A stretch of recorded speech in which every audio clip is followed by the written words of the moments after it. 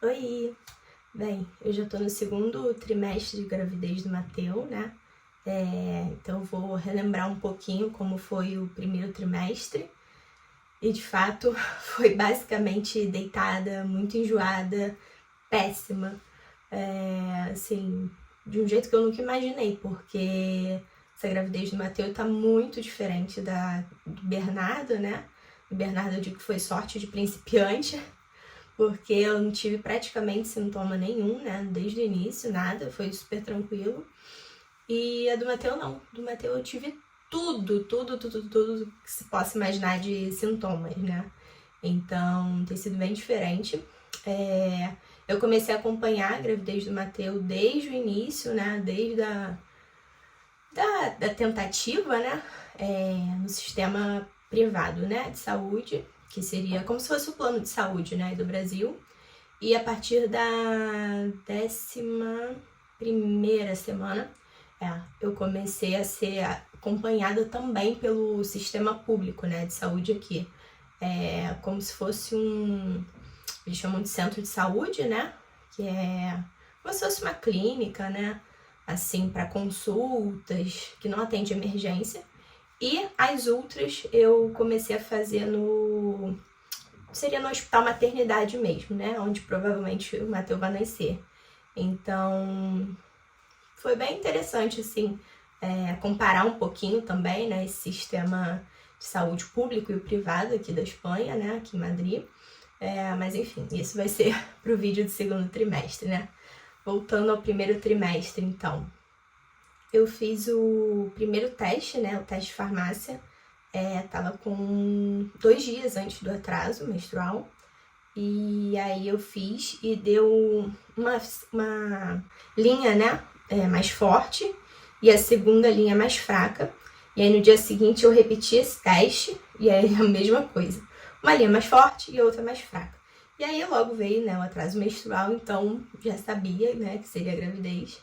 Mas eu aguentei esperar até a 6ª semana para fazer a ultra, né, que já deu para ver o batimento cardíaco, se o bebezinho estava no lugar certo, né?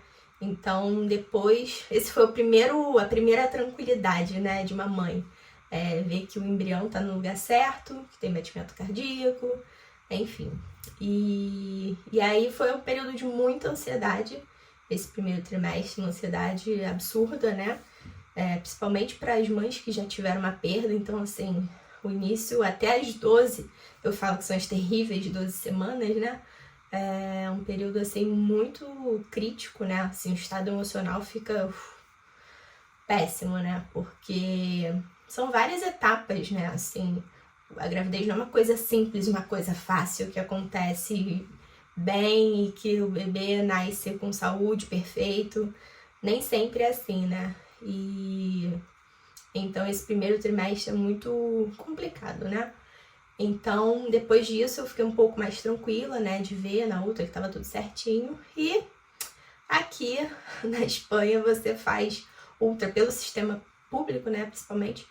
E no privado também, né, o acompanhamento médico é bem extenso, eu lembro, assim, bem espaçado, né.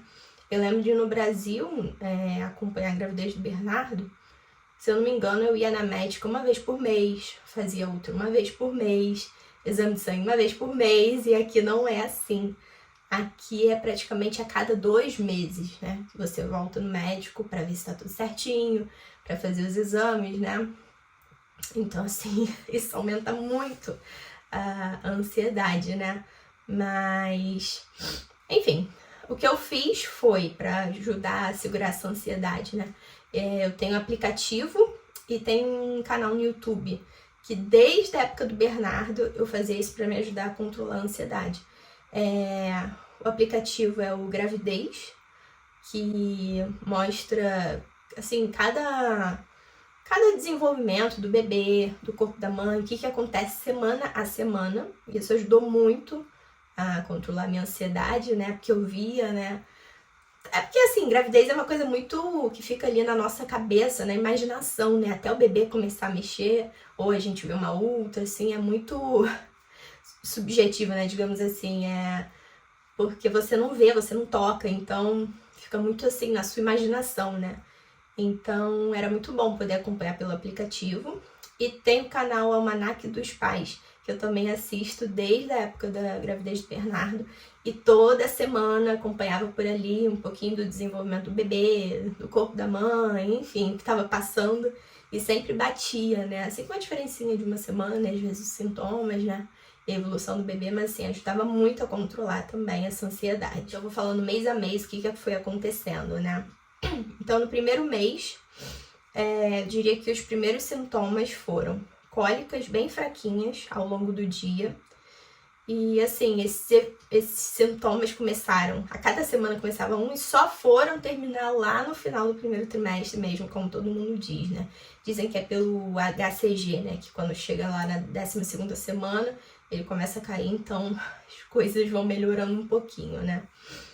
Então, as cólicas fraquinhas ao longo do dia, e hoje no segundo trimestre eu ainda sinto algumas, hoje bem menos do que no início. No início era bem constante, mas assim, era uma cólica que não era dolorida, sabe? Era um incômodozinho, como se fosse início de uma cólica menstrual, mas muito diferente, assim, bem mais fraquinha, bem mais suave, né?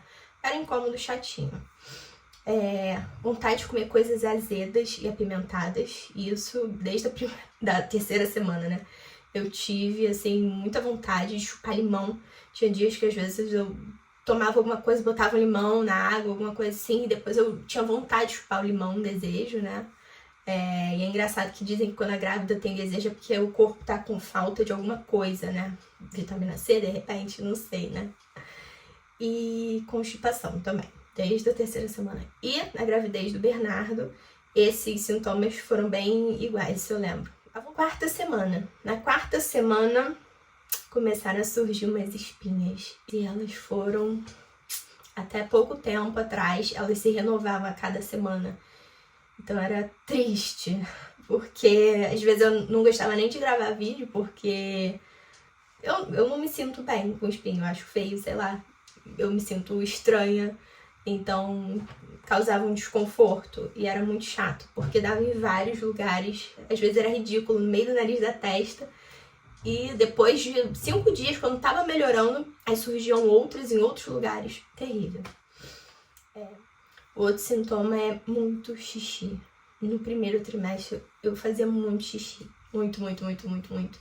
E é engraçado que às vezes a gente acha que isso é coisa mais do 3º trimestre. Segundo, 3º trimestre, né? Que é quando o bebê começa a pesar na barriga e aí ele faz pressão na bexiga. Mas não. No início, agora bem melhor, diminuiu bastante assim a minha frequência de urinação, né? Mas no primeiro trimestre era triste, porque eu ia ao banheiro várias vezes. Parecia até infecção urinária, né? Tive algumas vezes, mas assim, você fazia um pouquinho de xixi e voltava. E fazia mais, e mais, e mais, e mais, e mais. E de madrugada acordava várias vezes também. E graças a Deus, no segundo trimestre melhorou bastante. Pontadas fortes no ovário, eu também tive na época do Bernardo, isso eu lembro. Não sei dizer, já perguntei pros médicos também, não sabia explicar, enfim. Mas sentia bastante e às vezes umas pontadas muito fortes. Quando eu espirrava parecia que tinha explodido, tudo que tinha na minha barriga parecia a sensação de que tinha explodido. Era uma dor assim, insuportável. Eu ficava ali paradinha, não conseguia nem respirar, uma dor muito absurda. E eu lembro que a do Bernardo eu também tive isso, então assim... Fiquei um pouco mais tranquila, né? Porque não era uma coisa anormal, né? Era esperado, de acordo com a experiência anterior, né?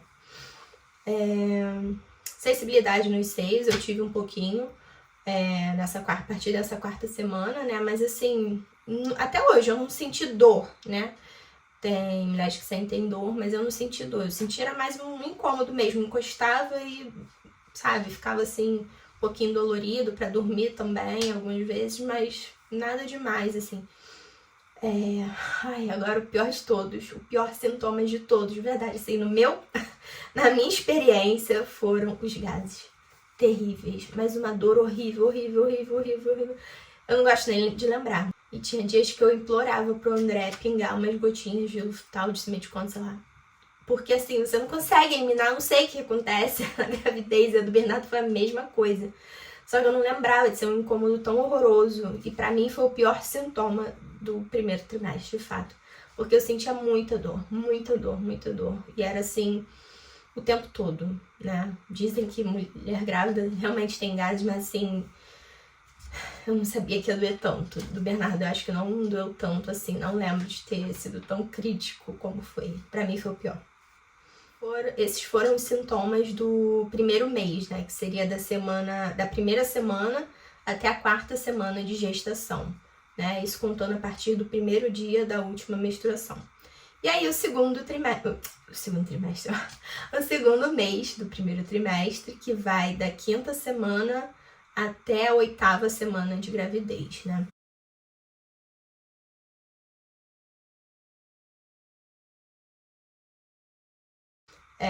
E aí, na 5ª semana, começaram os terríveis enjoos matinais. E era horrível, porque eu acordava enjoada, eu dormia enjoada, eu passava o dia inteiro enjoada. Foi assim, a partir dessa 5ª semana, eu senti assim, tô grávida mesmo, sabe? Porque eu não conseguia fazer nada além de ficar deitada e só queria ficar quietinha, não queria falar com ninguém. Não é curtir o enjoo, mas é assim, curtir ficar quietinha, o mais quietinha possível pra aquilo não incomodar, sabe?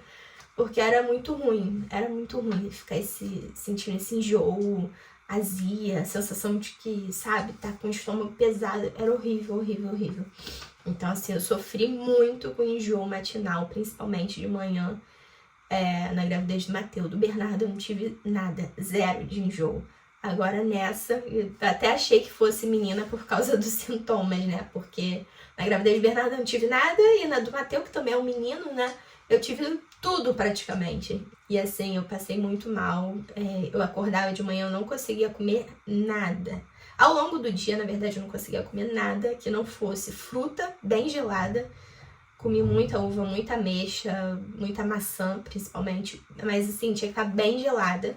Dava uma aliviada legal no estômago. E sorvete também. Poucas vezes, mas também dava uma aliviada nessa sensação, porque ficava um gosto amargo na boca.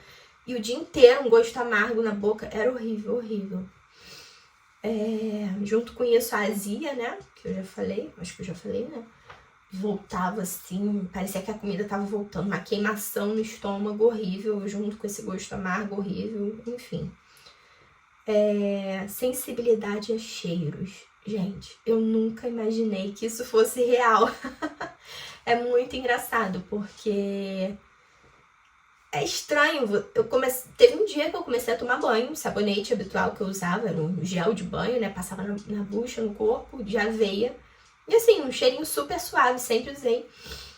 E de repente, teve um dia que eu senti aquele cheiro, me dava um enjoo, parecia que eu ia vomitar. Por causa daquele cheiro, eu senti o cheiro tabágico, sabe? Assim, repulsa, aquela coisa. Eu não conseguia mais sentir o cheiro daquele sabonete.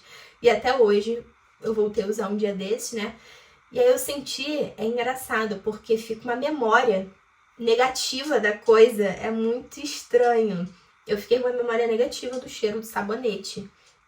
E esse cheiro a coisas era terrível, porque eu sentia cheiro de pele. Não era nem de suor, um cheiro de pele que me enjoava. Eu tinha que tomar banho algumas vezes, porque o cheiro da minha pele estava me incomodando. O cheiro do André, o cheiro do Bernardo, o cheiro de todo mundo tava assim muito forte. É como se estivesse muito forte e como se eu estivesse comendo aquele cheiro, sei lá. É uma sensação assim que eu não acreditava, porque eu nunca tinha passado, né? Então assim, eu não acreditava que enjoo a cheiro era real. E assim, é muito real. E não só o enjoo a cheiro, mas enjoo de pessoas também, sabe? Eu fiquei enjoada do André. Tinha dias que eu falava assim, não chega perto, não fala comigo, tô irritada com você, sabe? Assim, é muito engraçado. Eu passei alguns dias assim, muito estranho, né? Você ficar enjoado, você não querer a presença da pessoa, sei lá. Foi uma fase assim, bizarra, muito diferente de tudo que eu já imaginei que fosse real, né? Porque às vezes parece exagero, né? Às vezes você ouve, né? Outras grávidas falando que tiveram enjoo de gente, enjoo de cheiro, parecia muito distante. Mas não, era muito real. E eu passei por isso e eu não acreditei, de verdade. Tive também insônia, a partir dessa 5ª semana. Era horrível, porque às vezes eu tinha pesadelo. Alguns dias eu tinha pesadelo, depois piorou. E às vezes eu deitava e não tinha sono. E às vezes eu acordava cedo, assim, mas eu ia dormir 3 da manhã, 4 da manhã. Às vezes eu vinha pra sala, ligava o série, ficava assistindo, porque eu não conseguia, não tinha sono. Muito estranho, assim. E foram vários dias com essa insônia. E aí, às vezes, no meio da tarde, dava um sono assim, eu deitava, né? Pensei, bem, agora vai vir o sono da gravidez, que eu não tive sono durante a tarde, assim. Não tive, mas não. Mesmo com a insônia, eu não conseguia dormir. Bizarro, né? E veio junto também com uma crise de ansiedade, né? Porque eu tava ali na 5ª semana, eu já tive uma perda, né? Um aborto com 7 semanas. Então, assim, eu tava naquela expectativa, sabe? Poxa, da outra vez tava indo tudo bem e de repente, né? Enfim, então nessa 5ª semana eu tava num nível de ansiedade, assim, absurdo pra passar daquela 7ª semana, né? Porque, como eu disse antes, no primeiro trimestre, a cada semana que passa é uma angústia diferente, né? Então, assim, aí essa era a minha angústia da 5ª semana, né? Chegar ali na 7ª e ver que tá tudo bem. Eu sei que não tem nada a ver, poderia ter uma perda até em qualquer momento, né, da gravidez, na verdade, mas, assim, por conta da experiência anterior, né? Então, eu fiquei muito, assim, apreensiva. E aí eu deitava, me dava falta de ar, horrível, sensação horrível. E na 6ª semana, eu tive uma dor de dente horrível. E eu fui lá no Omolog, né, no aplicativo que eu acompanhava desde a gravidez, acho que desde antes da gravidez do Bernardo, já tinha algumas anotações, né, desses poucos sintomas. Aí eu fui lá olhar e eu tive dor de dente também na gravidez do Bernardo no primeiro trimestre. E eu já ouvi também que é mais comum, acho que é por conta da vascularização, né, que você começa a produzir mais sangue, alguma coisa assim, e aí vem todas as dores que você não tem ou que estão ali adormecidas, parece que elas brotam, né? E aí essa dor de dente foi terrível. Eu só podia tomar o paracetamol para aliviar, não podia fazer nada. O dentista olhou e disse, olha, aparentemente não tem nada e eu não posso fazer um raio-x por causa da gravidez, né? É perigoso. Para saber se tem alguma coisa nesse dente ou não. E eu fiquei com essa dor de dente, acho que mais 3 semanas. Eu cheguei a mandar mensagem para minha dentista do Brasil, ela falou, né, olha, tenta segurar o máximo que você puder, pelo menos arrastar até o 2º trimestre, né? Pra poder tratar, não sei, ver o que tá acontecendo, né? E ver se essa dor persiste. Mas graças a Deus passou. Foram assim, umas 3 semanas de muita dor, mas passou depois. E nessa 6ª semana também, eu acho que por conta dessa ansiedade, eu comecei a ficar mais chorona, mais sensível. Eu enxergava tudo assim como uma coisa negativa, sei lá. Foi uma fase horrível também, né? E aí eu comecei a ficar mais sentimental, e eu não sou de chorar, nem de ser tão sentimental assim, mas eu fiquei, foi muito chato também. E aí já tava juntando com todos os sintomas, com aqueles vários dias que eu já tava ficando só deitada, que eu não conseguia comer, foi uma fase terrível. E eu não conseguia sair de casa também, pior de tudo. Eu sempre fui muito ativa de estar na rua, sempre resolvendo alguma coisa. O André achou até ruim, né? Que eu tô sempre na rua, todos os dias eu tô na rua resolvendo alguma coisa, vendo alguma coisa, enfim. E eu não conseguia ir na rua, nem pra ir no shopping, eu não tinha vontade. Uma coisa que eu gosto muito é de ir no shopping. Eu não tinha vontade. Eu amo McDonald's, se você me desse o McDonald's eu não comia, porque eu não conseguia, me dava enjoo. Eu tava enjoada de mim, na verdade, eu tava enjoada de tudo. E nessa 6ª semana eu fiz uma ultra. Essa outra aqui, se eu não me engano, foi na primeira consulta com o obstetra. Ele tava com 7,2 milímetros e tinha 134 batimentos cardíacos. Então tava tudo bem com o bebê. E na 7ª semana, aquele enjoo, cheiro, não sei o que, eu tava cozinhando e aí teve um dia que eu botei tudo pra fora. Porque o cheiro da comida, do tempero que eu sempre fazia todos os dias, me deu um enjoo, me embrulhou o estômago e eu botei tudo pra fora. Foram só 2 vezes também, graças a Deus. Não tive mais vômito, né? Porque eu via muitas mulheres sofrendo muito com essa coisa de vomitar, né? E eu sempre tinha medo, porque eu detesto. Acho que ninguém gosta, né? Mas assim, pra mim é uma coisa horrorosa. ter que vomitar. Então, assim, eu tinha muito medo disso, né? De ter o enjoo e vômito. Mas não, foram só 2 vezes. E aí, junto com esses episódios de vômito, eu comecei a ter como se fosse refluxo, né? Eu sentia a comida voltando, subindo, parando na garganta. E assim, se eu bebesse água, eu sentia que a água não descia e ficava tudo gelado aqui. Horrível, horrível, uma sensação muito ruim, né? Então acho que foi o refluxo. E aí o gosto amargo na boca piorou horrores.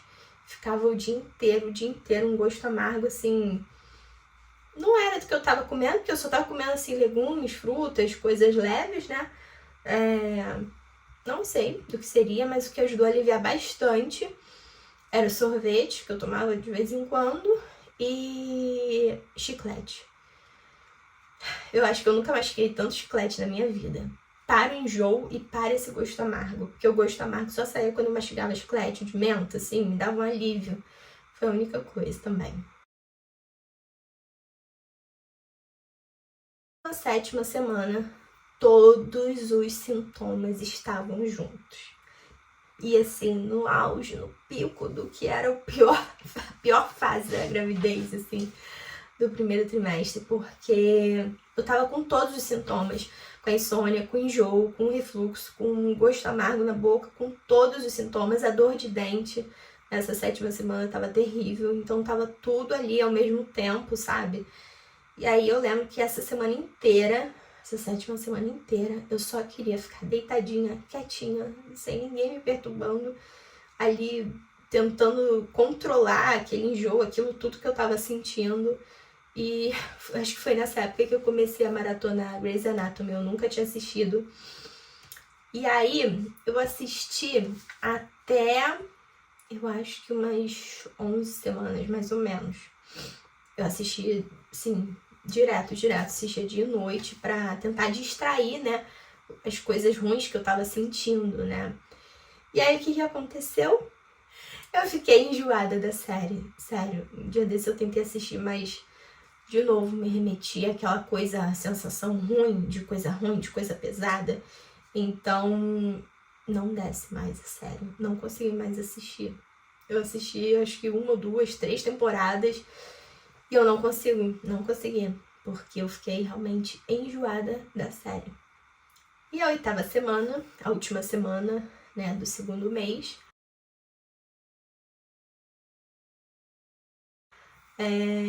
eu comecei a ter, assim, uma melhora dos sintomas, né? Começou a dar uma diminuída, a dor de dente estava diminuindo, eu tava com enjoo, mas não ficava mais o dia inteiro, né, nessa 8ª semana. E nessa mesma semana eu fui, na verdade eu fui à emergência algumas vezes, né, porque eu tava tão ansiosa que eu queria fazer ultra, pra ver se tava tudo bem.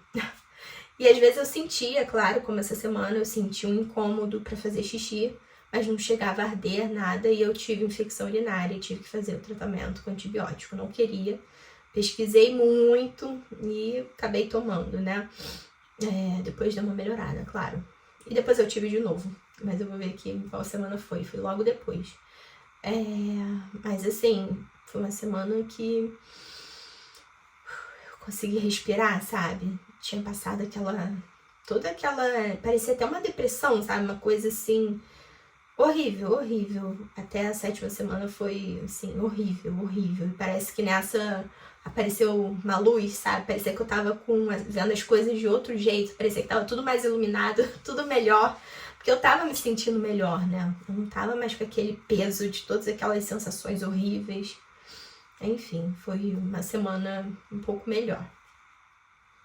E aí, que na semana seguinte, nós entramos no 3º mês. Então, foi da 9ª semana à 12ª semana, né? Esse 3º mês. E aí, foi um mês, assim, um pouco mais tranquilo, né? Em relação aos sintomas. E eu tava ficando um pouco mais tranquila de ter passado a terrível 7ª semana, né? E que estava se aproximando da 12ª, porque eu ia finalmente fazer a ultra, ia passar aquela fase de risco de aborto, né, que é até a 12ª semana. Então esse 3º mês foi um pouco mais, psicologicamente também, mais tranquilo, né. E na 10ª semana, os sintomas começaram a desaparecer, todos eles.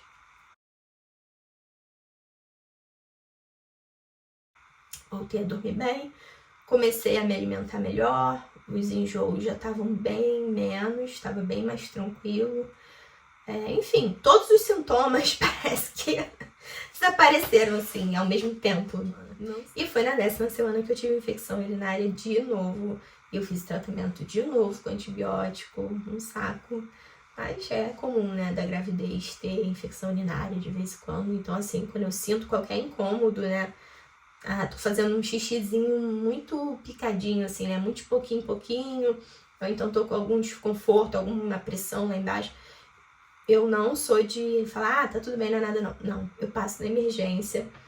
Eu sei que é um saco, às vezes eu fico 1 hora esperando, porque aqui é engraçado. Eu não lembro no Brasil, mas quando eu ia na perinatal, na maternidade perinatal lá na Barra, eu lembro de ter mais de um médico atendendo.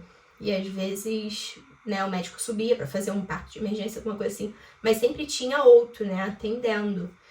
E aqui não. No público, sim, tem outros, já vi, né? Mas no particular, pelo plano de saúde, né, no hospital privado, normalmente é um médico só, que atende ali embaixo na emergência, no ambulatório, e que sobe para fazer o parto de emergência. Então, o que acontece? Já aconteceram acho que umas 2 vezes, de eu ficar mais de 1 hora esperando, porque eu cheguei, e aí passava pela triagem e tal, e aí falava, olha, o médico vai atrasar um pouquinho, porque ele tá fazendo um parto. E aí é a pior coisa, porque você fica esperando e não sabe por quanto tempo, né? E aí, nessa 10ª semana, eu fiz a ultra, né? Porque eles sempre fazem ultra. E é engraçado, uma curiosidade, que aqui na Espanha, né? No Brasil não é assim. Mas aqui na Espanha, todos os consultórios, né? Tanto consultório de consulta de rotina, quanto consultório ali ambulatório, todos têm aparelho de ultrassom. Então, assim, todas as vezes que eu ia na obstetra de consulta marcada mesmo, sempre tem aparelho ultrassom na sala. Seja no privado, no público, sempre tem ultrassom pra ver, né? Se você tem alguma coisa, se tem alguma coisa errada, eles já fazem ali a ultra na hora. Não depende de você marcar em algum lugar pra fazer a ultra, né? E o bebê tava com 3 centímetros nessa 10ª semana. Então, assim, é muito bom, porque você já começa a ver ali os bracinhos, perninha, cabecinha, né? Já tá um pouquinho mais definido, né? Porque antes parece um girininho, uma forma ali meio estranha, uma bolinha, né? Enfim. E na 11ª semana, eu voltei a sentir umas cólicas com maior frequência. O que eu acho? Eu acho que quando vem essas cólicas, é quando... Eu acho não, eu tenho quase certeza, né? É a contração do útero, porque tá crescendo. E o que eu tenho percebido, depois eu falo, né, no vídeo de segundo trimestre, mas é que eu tenho picos, eu acho que tem picos de crescimento do bebê, em que eu sinto essas cólicas, assim, às vezes, várias vezes ao longo de um dia, por exemplo. Antes de virar a semana, normalmente sexta ou sábado, eu sinto cólicas. Então, eu acho que deve ser tipo o pico de crescimento do bebê, né? Tem esse pico de crescimento do bebê fora da barriga, mas eu acho que também tem dentro da barriga, né? Que é quando dá aquele salto de crescimento, desenvolvimento, e aí eu costumo sentir mais dor lá embaixo, mais essas cólicas, uma pressão, enfim, umas coisinhas assim diferentes. É só um dia da semana, normalmente esse final de semana. A partir dessa semana também que eu comecei a sentir isso, né? Comecei a observar que tinham esses picos, né, de cólicas. E na 12ª semana, os sintomas sumiram de vez, todos eles sumiram, era como se eu nem tivesse grávida, né? É engraçado que dizem isso, no segundo trimestre é a melhor fase, porque volta a sua disposição, seu ânimo. Assim, ânimo, disposição não voltaram assim 100%, como se eu tivesse normal, não. Mas assim, claro que eu comecei a voltar a fazer as coisas e comecei a ter uma vida normal, né? Do que ficar só deitada. Eu comecei a levantar, eu me sentia bem, ficando de pé.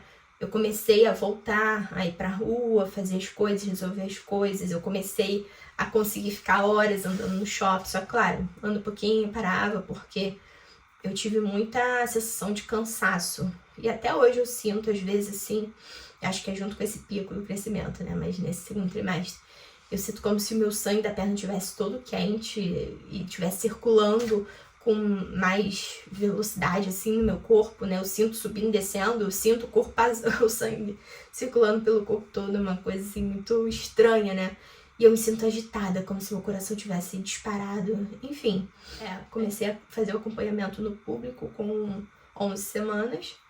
E acho que foi na mesma semana que eu fiz a ultra, né? Aquela primeira ultra morfológica, né? Com 12 semanas. Eu fiz nos dois. E é engraçado que aqui, junto com a ultra, você faz o exame de sangue. Isso. Não sei dizer bem, mas tem alguma coisa a ver com risco fetal. Então, tanto a ultra morfológica, né, quanto esse exame de sangue, os dois dão uma probabilidade de risco fetal, que seriam anomalias cromossômicas, se eu não me engano, diabetes gestacional, pré-eclâmpsia.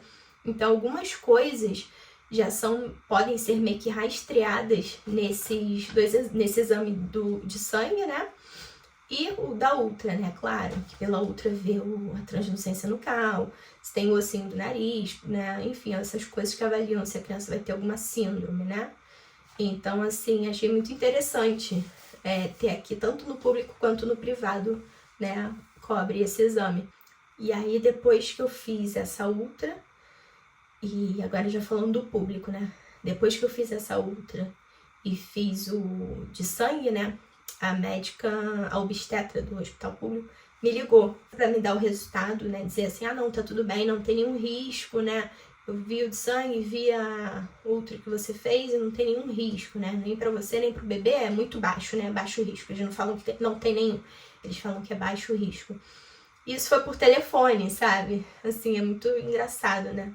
Que não tem esse acompanhamento de perto, né?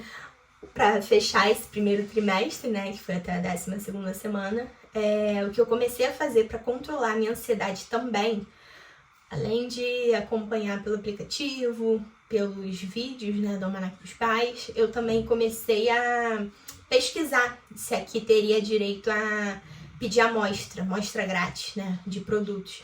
Que eu lembro que no Brasil eu pedi amostrinhas, algumas amostrinhas, não lembro direito o que foi, né, pro Bernardo. E aí eu vi que sim, que dava para pedir amostra grátis de algumas coisas. Eles chamam de canastilha. Canastilha é como se fosse uma caixinha com várias mostrinhas, né? As empresas se reúnem e montam essa caixinha, né, com produtos cada para a mãe experimentar e, claro, decidir se vai seguir comprando ou não, né, pro bebê depois que nascer. Então, depois eu vou gravar um vídeo, então, falando sobre o que eu já consegui, né, essas caixinhas, roupinha, enfim, alguns produtinhos que sim, alguns chegaram em casa e alguns eu tive que passar nas lojinhas, né, pra buscar e assim, foi muito bom, porque te ajuda, né, a ver assim a coisa mais palpável, né, você ter coisinhas de bebê em casa, é muito gostoso. E volta e meia, o Bernardo ama, né, coisinhas pro irmãozinho, porque pra ele também passa a ser uma coisa mais palpável, né? Quando ele vê coisinhas de bebê e pensar que é para um bebezinho que tá na barriga da mamãe, né? Então, assim, ele ficou muito empolgado com essas amostrinhas também. Eu vou gravar um vídeo depois.